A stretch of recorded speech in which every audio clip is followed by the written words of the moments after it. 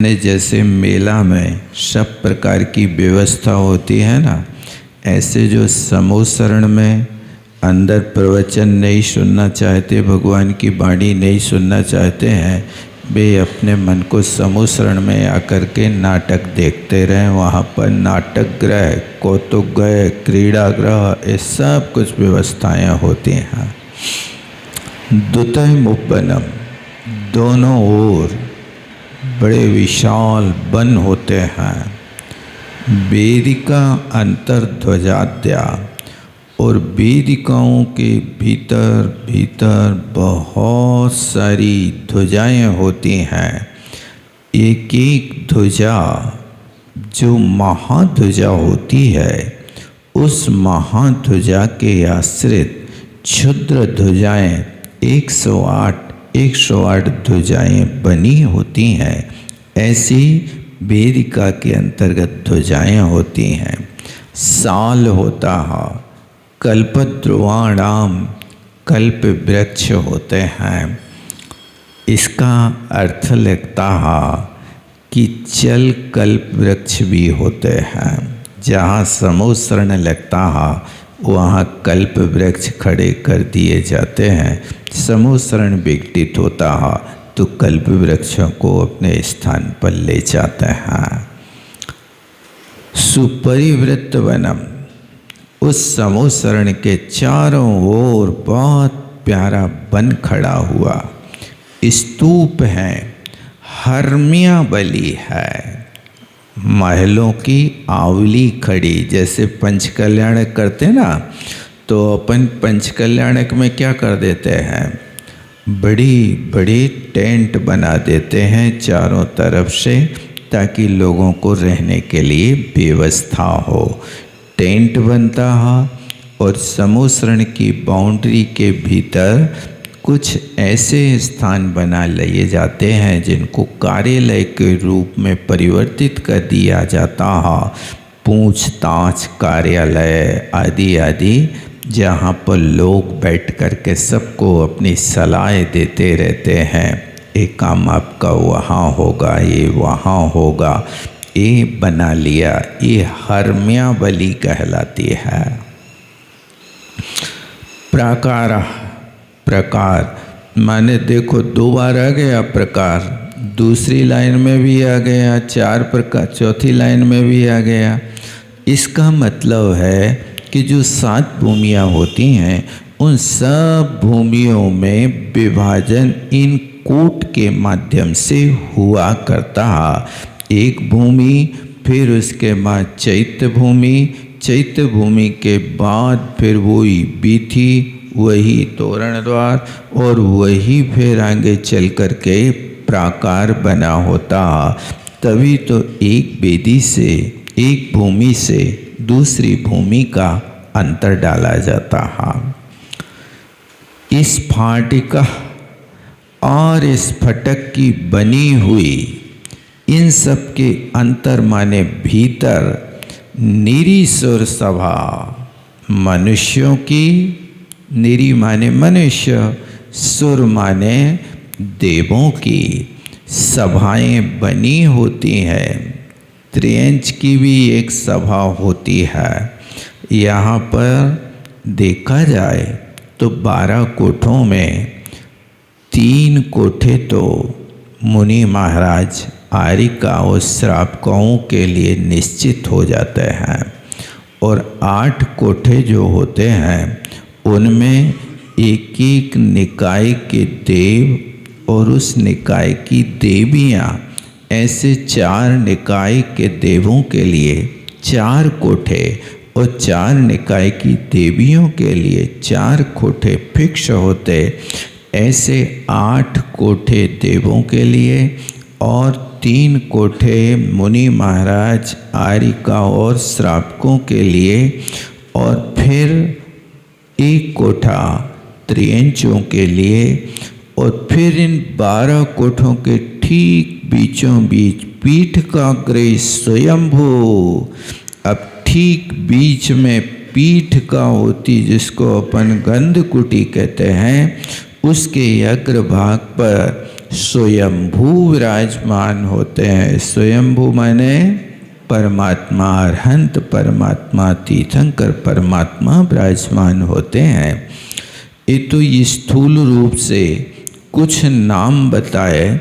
इसके अलावा जब समूह शरण की एक एक चीज़ पढ़ते हैं तब लगता है कि वास्तव में समूह शरण क्या वस्तु होती है। दृष्टा हृष्टा सन मनसी विचार्यते, देख करके और मन में प्रसन्न होकर के। कौन? वैभार पर्वत पर समूह शरण आया।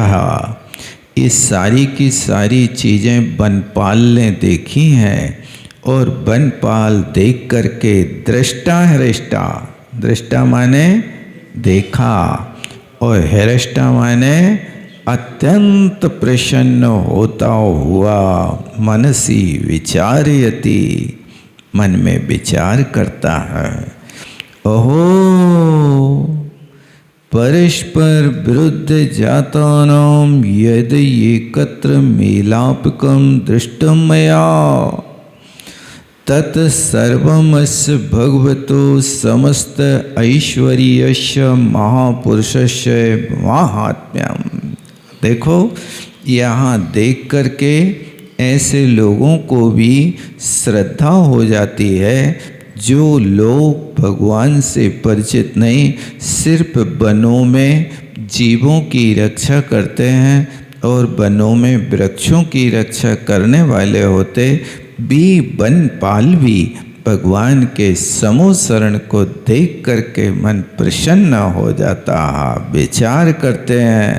अरे परस्पर विरुद्ध जाता नाम, परस्पर में एक दूसरे की विरोधी, जो कैसे विरोधी? जन्मजात विरोधी। इस पर्याय में उनने एक दूसरे के साथ में कोई भी झगड़ा नहीं किया, लेकिन जिनका जन्मजात वैर होता है ऐसे सर्प को देख करके नकुल की कसाएं भड़क जाती है। वो वात्सल्य नहीं करता, कोप कर बैठता है। इस तरह से ये परस्पर जन्मजात बैरी होते हैं। यदि एकत्र मेलापकम दृष्टवा, जहाँ पर इन सबका एक साथ मिलना देख करके मया तत्सर्वमस्य भगवतो, मैंने तो ये सब देख करके निर्णय किया कि ये सारा का सारा भगवान का समस्त ऐश्वर्य महापुरुष वर्धमान स्वामी का महात्म्य है, ऐसा निर्णय कर लेता है। और इतना ही नहीं, अभी और क्या विशेषता है? यत्र दरदुर का नागो नाग फणायाम चे कृताशना आश्रयन्ती छायायैः पान्था सान्द्रद्रुमीष्वे।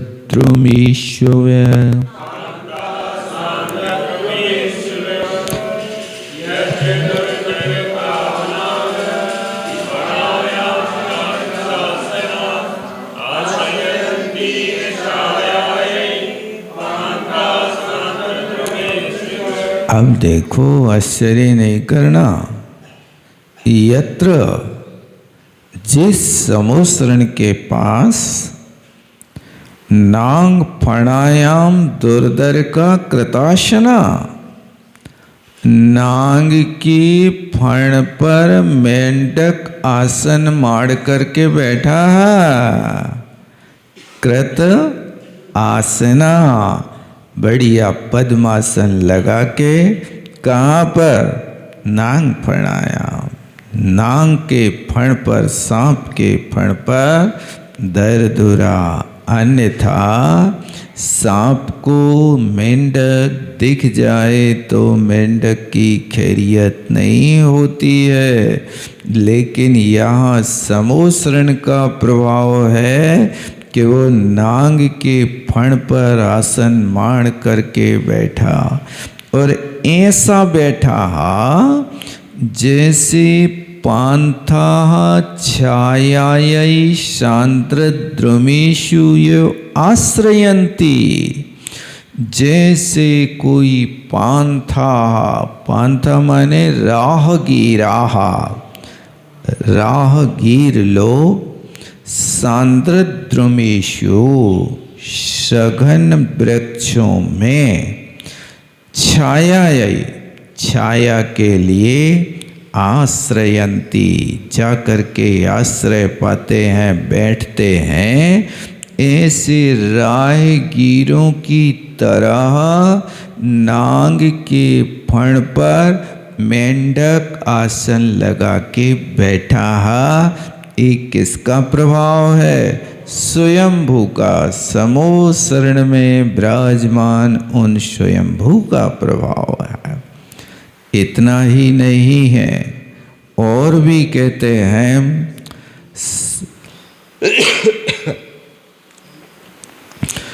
सारंगी सिंह सावम स्पृशति शुद्धिया नंदनी व्याघ्रपोतम।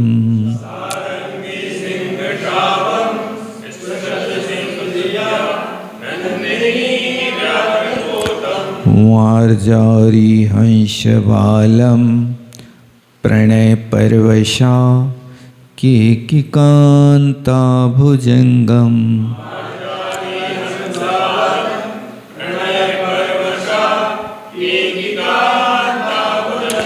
वैराण्य जन्म जातान न्यपि गलत मदा जंतवो नित्य जंती।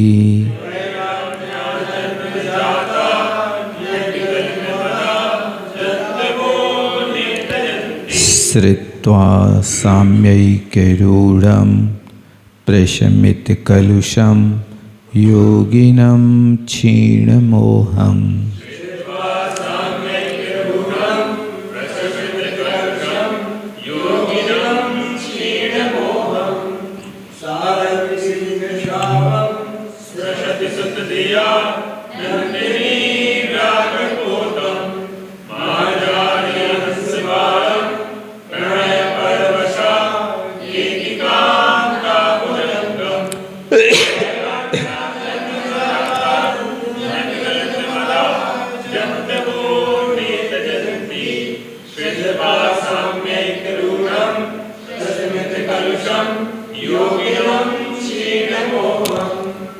अब सबसे नीचे बताते हैं योगिनम क्षीण मोहम प्रश्मित कलुषम सामयिक रूढ़म श्रुत्वा।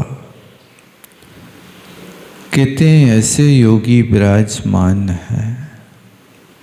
कैसे योगी हैं? क्षीण मोहम, क्षीणा मोहा यश शातम। क्षीण मोहम, जिनका मोह क्षय को प्राप्त हो गया। ऐसे योगिनम, योगी किसे कहते? योगम विद्यते यस सातम। ऐसे योगी को देखकर प्रशमित कलुषम, जिनके सारे के सारे कलुष माने पाप शांत हो गए। साम्य एक रूढ़म, एक समता भाव को ही जिनने स्वीकार किया। साम्य कैसे कहते हैं? मोह खोय विहीणो परिणामो प्रभु समो। कहते हैं कि जहाँ मोह और क्षोभ से रहित आत्मा की परिणति होती है उसका नाम साम्य भाव है। क्योंकि उस साम्यता में लहर पैदा करने वाला एक मोह और कषाय हुआ करता है। मोह के साथ जहाँ कषाय का तीव्र उदय होता है, वहाँ पर व्यक्ति के पास साम्य भाव रह नहीं पाता है।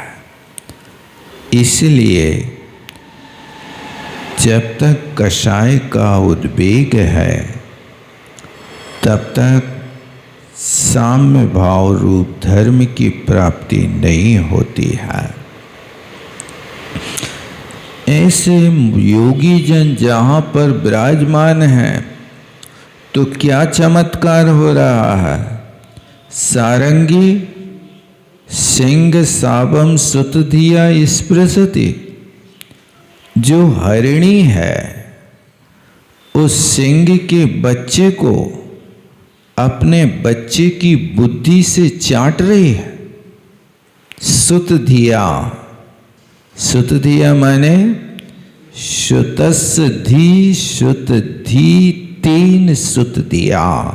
सुत की बुद्धि, ए मेरा बेटा, ऐसी अपनी श्रुत बुद्धि से सिंह सावम, सिंह सावम सिंहस्य सावा, सिंह सावा तम, सावक माने बच्चा होता है। किसका बच्चा? शेर के बच्चे को भी सारंगी जो हरिणी है वो उसको स्पर्श कर रही है। नंदिनी व्याघ्र पोतम ईश्प्रति सुत दिया। नंदिनी माने गाय होती है। गाय व्याघ्र पोतम, व्याघ्र के बच्चे को सुत दिया, अपने बच्चे की बुद्धि से स्पृशति, छू रही है। मार्जारी हंसवालम, बिल्ली हंस के बच्चों को सुत की बुद्धि से सेवन कर रही है। प्रणय परवशा, प्रेम की वशी होकर केकी कांता मयूरनी भुजंगमम, सर्प को स्पर्श कर रही है। वैराणी आजन्म जातानी अपी, जो आजन्म से बैरी हैं, ऐसे जंतुओ गलित मदाह, ये सब जंतु अपने अपने मद को छोड़ करके समूह शरण में बैठे हैं। जब जन्मजात बैरी बैर छोड़ देते हैं, अन्य त्यजंती है, तो क्या अन्य लोग वहाँ बैर का त्याग नहीं करते होंगे? अर्थात अवश्य कर देते हैं। इस तरह से बीतरागी संतों के निकट आने पर व्यक्ति के पास कसाएं प्रशम हो जाते हैं। प्रशमित कलुषम, जिनके कलुष शांत हो गए, उनकी सन्निधि में व्यक्ति के भी पाप शांत हो जाते हैं। ऐसे जन्मजात बैरी भी वहाँ बैठ करके और स्नेह से अपना कार्य करते हैं। एवं ज्ञात्वा, ऐसा जान करके, कानिचित अकाल फलानि गृहीत्वा स वन पालक, आस्थान स्थित महामंडलेश्वर श्रेणिकस्य हस्ते दत्वा च तानि भणतिष्म देव, तव पुण्योदयेने विपुलाचल पर्वतस्योपरि श्री वर्धमान स्वामी समो शरणम समागतम। ऐसा जान करके कानिचित अकाल फलाने, कुछ फलों को जो फल अकाल के थे, अकाल माने आम को शीत ऋतु में लाना और अमरूद को गर्मी में लाना, ये अकाल फल की कोटि में आते हैं।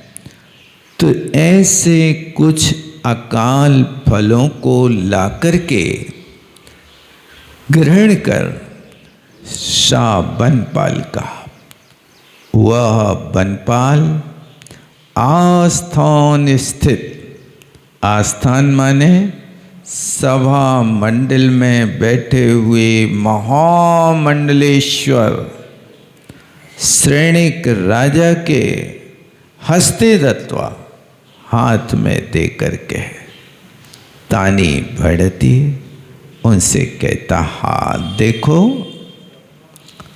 श्रेणिक के लिए ये महामंडलेश्वर की उपमा दे रहे हैं। जो महामंडलेश्वर होता उसकी 8,000 रानियां होती हैं। श्रीपाल महाराज तो दिग्विजय करके जब उज्जैनी नगरी को लौटते हैं तो वहां पर भी 8,000 रानियों को साथ में लाकर के मैना सुंदरी को परिचय कराता है। ये हमारी आरोग्यदाता जननी है, जिसने हमारे सारे रोग और शोक को हरण किया है। ये आज से आपकी पट्टरानी होगी। ऐसा 8,000 रानियों को नगर प्रवेश होने के पहले मुहूर्त में ही उसी उपवन स्थान पर श्रीपाल राजा ने उनको पट्टरानी पद से सुशोभित किया था। किसका भाग कब कहाँ काम में आ जाए, सर्वथा एकांत नहीं लगाना। एक दूसरे के आश्रय से भी व्यक्ति का भाग फलता रहता है। किसके भाग्य की वस्तु आपके लिए सेवन करने के लिए मिल रही है, एक कहा नहीं जा सकता। श्रीपाल का स्वयं का पुण्य तो है, लेकिन पाप की उदय में पुण्यवती वस्तु उपलब्ध होती है तो पाप को पुण्य में परिवर्तित कर देता है। इसलिए परिवार में कभी ये अहंकार नहीं करना चाहिए कि तुम बैठे बैठे खाते हो और मैं कमा के लाता हूं। जिसको आप उलाहना दे रहे हैं, हो सकता हो उसी के भाग से तुम्हारी दुकान चल रही हो। पुण्य उसका है, और तुम कमा करके दे रहे हो।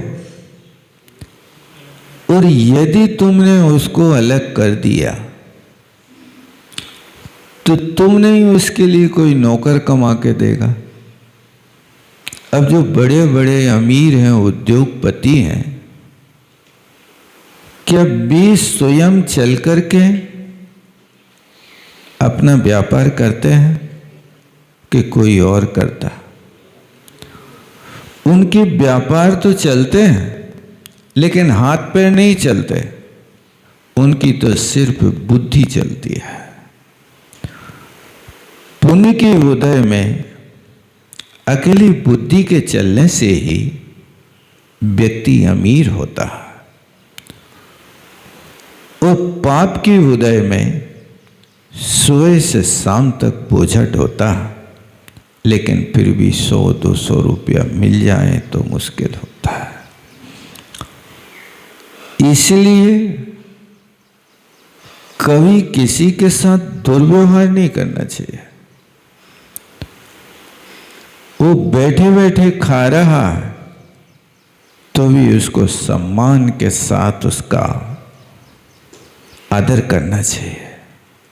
ठीक है, आपके पुण्य से ही काम चल रहा है। अन्यथा कई बार ऐसा देखा है कि उनके पृथक होने पर यहाँ बिल्कुल उनकी गाड़ी ठप हो जाती है। ऐसे कई लोग होते हैं। इसलिए ये बात यहाँ देखना कि महामंडलेश्वर इनको कहा जा रहा है, जबकि इनकी प्रसिद्धि एक चेला रानी के साथ मात्र है। अब 8000 रानियां हैं श्रेणिक की, इस श्रेणिक चरित्र में दृष्टव्य है। तो बनपाल कहता है, देखो भरती इसम देव के साथ जोड़ दिया है। ये देव शब्द संबोधन है, इसमें का उसके साथ कोई संबंध नहीं है। इसमें का संबंध किससे है? भणति के साथ है। इसलिए उसका मूड़ा अलग कर लेना। भणतिष्म, उसने कहा, किसने कहा? बनपाल ने। देव, हे स्वामिन,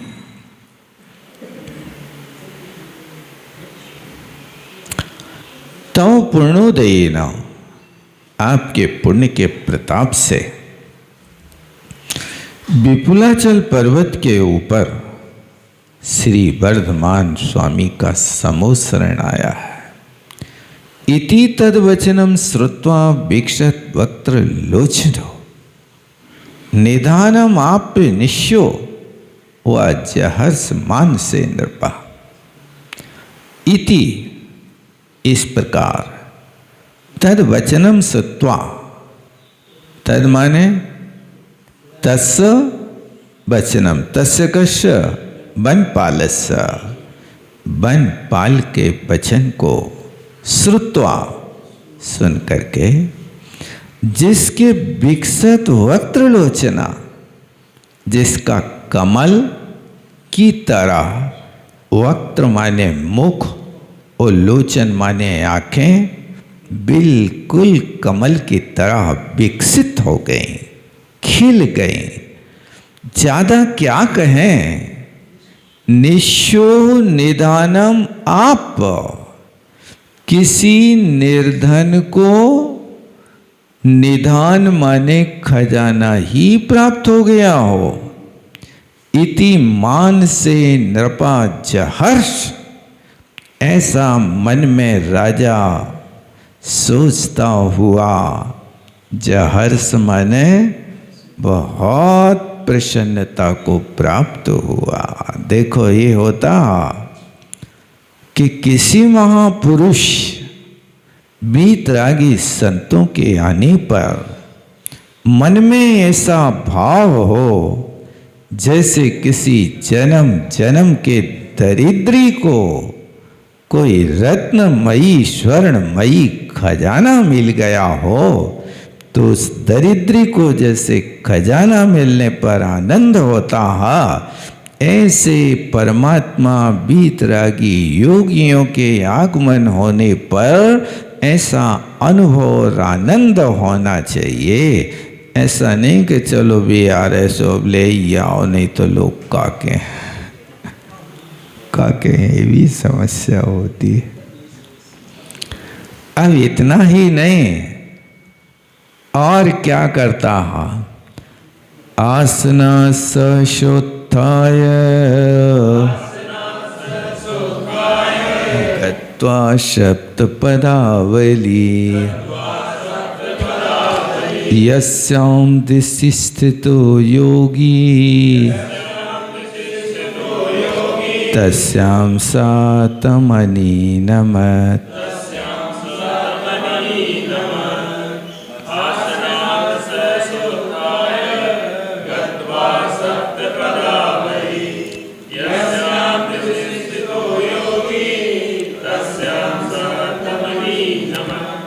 देखो, अपने स्थान पे बैठे नहीं रहे राजा शरण्यक। जैसे ही सुना आनंद से मन भर गया और सहसा आसनात उत्थाय। सहसा माने क्या होता? संभ्रम के साथ, हड़बड़, भगवान धन्य उत्थाय आसनात, अपने सिंहासन से उठ कर गए। इतने ही नहीं, सप्त पदावली गत्वाहा, 7 कदम आगे जा करके यस्याम दिशि योगी स्थितो। योगी माने भगवान महावीर स्वामी।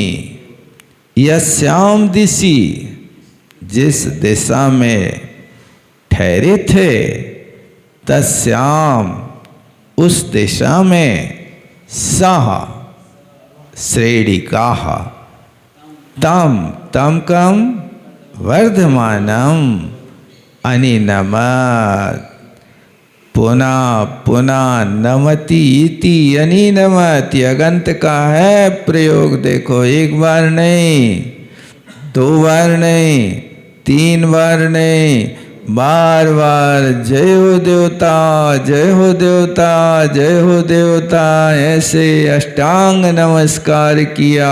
7 कदम आगे बढ़ करके ये यंग लोगंत का प्रयोग होता है। अनिनमत माने नमस्कार किया। एतत् श्रुत्वा आसनात् उत्थाय तद्दिशि सप्तपदानि गत्वा साष्टांगं नमस्कृत्य तदनन्तरं वनपालस्य अंगस्थितानि वस्त्रावरणानि परम प्रीत्या दत्तानि श्रेणिकेन अतिसंतुष्टेन ततो सर्वसमक्षं वनपालेन उक्तं सत्यम एतत्। एतत् श्रुत्वा, इस बात को सुन करके, आसनात् उत्थाय, अपने आसन से उठकर, तद्दिशि, उस दिशा में, कौन सी दिशा में? उनकी राजगृह नगर से विपुलाचल पर्वत जिस दिशा में है, उस दिशा में 7 पद चल करके साष्टांग नमस्कार किया। और वनपाल के ऊपर इतने प्रसन्न हो गए, इतने प्रसन्न हो गए। अंगस्थितानि वस्त्रावरणानि, अपने शरीर पर रहने वाले वस्त्र और आभरण परम प्रीत्या दत्तानि, बड़े प्रेम से दे दिए। देखो, वस्त्र भी दे दिए जाते, जाकट पहरे हुई हैं तो जाकट दे दे। और क्या होगा, ये तो वस्त्र तो यही है, मुकुट लगाए हुए हैं। आभूष दोनों तो लिख रहे, वस्त्राभरणानि, आभरण जो थे वो भी दे दिया, वस्त्र भी दे दिए। इसलिए लोग 2-3 कपड़ा पहनत हैं। 2-3 कपड़े, बनियान भी पहनते, शर्ट भी पहनते, जैकेट भी पहनते, मफलर भी लगाते हैं कि कोई ऐसी प्रसन्नता की बात सुनने को मिलती है तो उतार के दे दो। सब पहनते हैं, आवरण 16 श्रृंगार तो होते हैं उनके।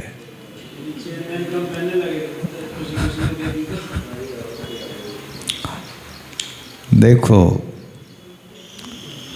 मतलब अति प्रसन्नता में समाचार वाहक को भी कुछ ना कुछ देने की परंपरा शास्त्रों में है। पोस्टमैन भले ही 15 पैसा को कार्ड लाता हो, लेकिन उसके लिए 5 रुपया का उपहार तो दे ही दिया जाता है। अब तो 1-2 रुपया का आता होगा, अब तो पोस्ट कार्ड चलते ही नहीं होंगे। अब तो पोस्ट चलती है, कार्ड नहीं चलता। अब कौन को लिखना, अब तो लोग लिखना ही भूल गए होंगे।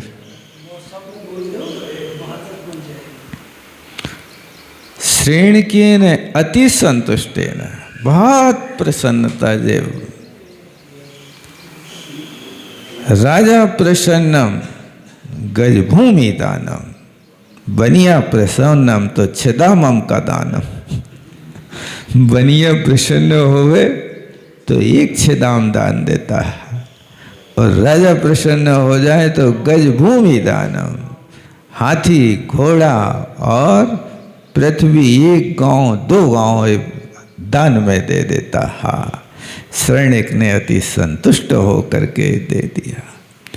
ततो सर्व समक्षम, इसके बाद सबके सामने वनपाल ने कहा सत्यम एतत्, भगवान के दर्शन करने के लिए चलना, लेकिन जैसे हमें कुछ दिया ऐसे आगे नियम बनाते हैं। रिक्त पाणिर्नयि पश्येत् राजानं देवतां गुरुं, नैमित्तिकं विशेषेण फलेन फलमादिशेत्।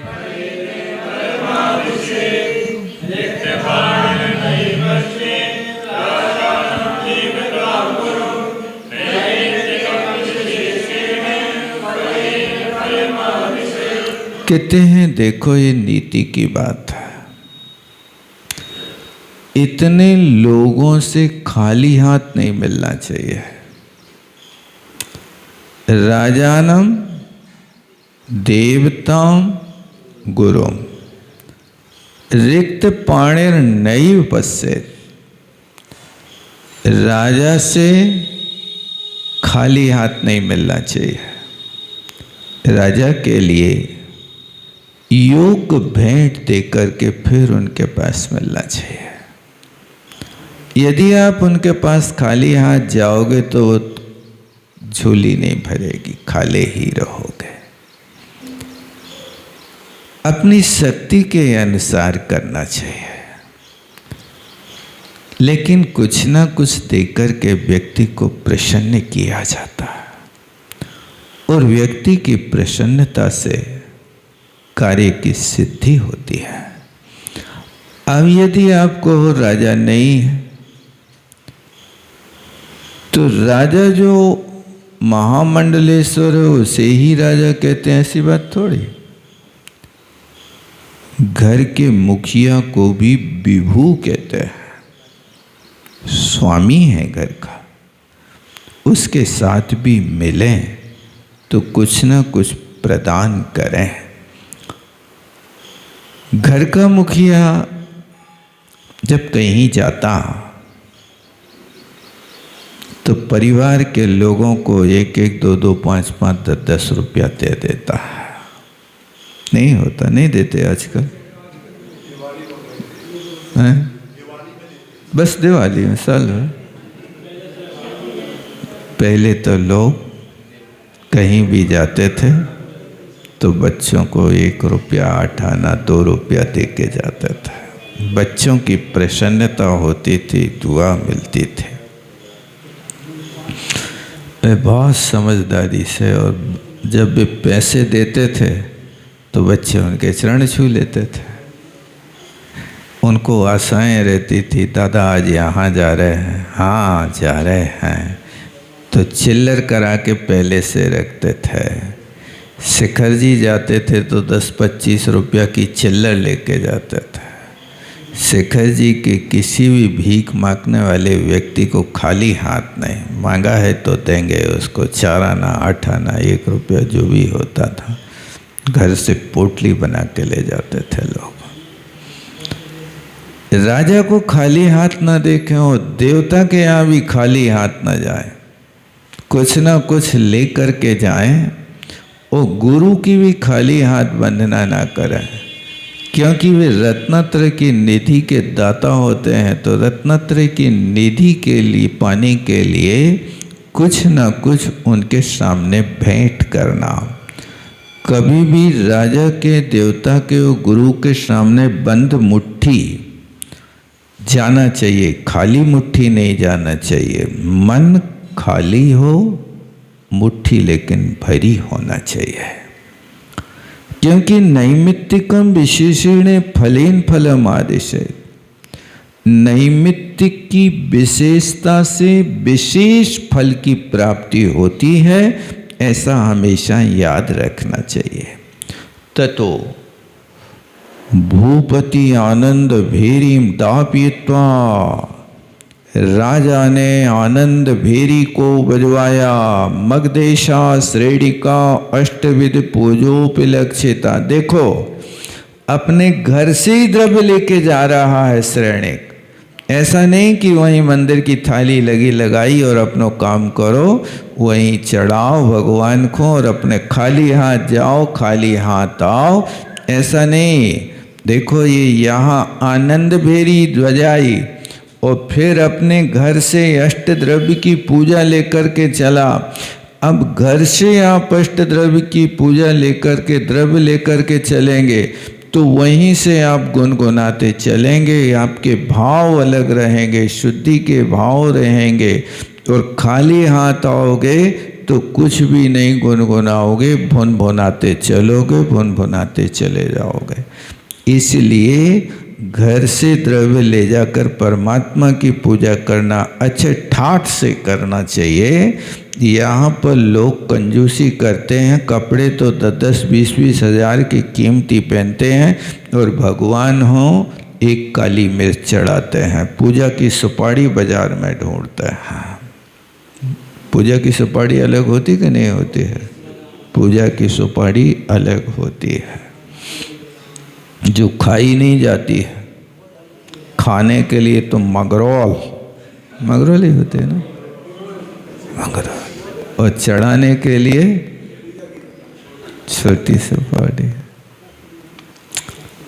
ऐसी अष्टविध पूजा से उपलक्षित परिजन पुरजन से सहित महामहोत्सव के साथ समो शरणम जगाम, समो शरण की ओर राजा श्रेणिक चला गया था। नृपा करऊ कुडमली कृत, राजा ने दोनों हाथों को कुडमली कृत, कुडमल का आकार देकर के पूजित्वा स्तुतिम चकार, पूजा की, स्थिति की और देवादि देवम श्री महावीरम प्रणम्य स्तोतुम आरब्धवान। देवादि देव भगवान महावीर की स्तुति कैसे करते हैं राजा श्रेणिक, वो स्तुति देखना या किस तरह से भगवान की भक्ति की जाती है, वो भक्ति अपन कल देखेंगे। जावाणी के ज्ञान से सूझे लोकालोक, सोवाणी मस्त धर्म सदा।